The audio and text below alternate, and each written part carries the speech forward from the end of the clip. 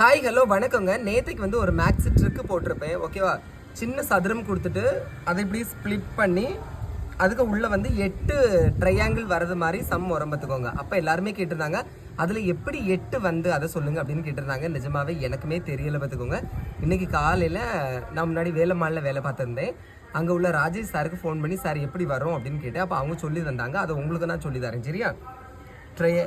சதுரம் இருக்கா, இப்படி தான் கணக்கில் இருந்துச்சு, சரியா? ஃபஸ்ட்டு கவுண்ட் பண்ணுங்கள். 1 2 3 4 4 ட்ரையாங்கிள் இருக்கா, வந்துருச்சா? அடுத்தது பாருங்கள், இந்த 1ஐயும் 2ஐயும் ஜாயின் பண்ணுங்கள், ஒரு புது ட்ரையாங்கிள் ஃபார்ம் ஆகுதா? அடுத்தது 2ஐயும் 3ஐயும் ஃபார்ம் பாருங்கள், ஒரு ட்ரையாங்கிளா? 3யும் 4ம் பாருங்கள், ஒரு ட்ரையாங்கிள். 4ம் 1ம் பாருங்கள், இன்னொரு ட்ரையாங்கிள். அப்போ எக்ஸ்ட்ராவாக என்னது?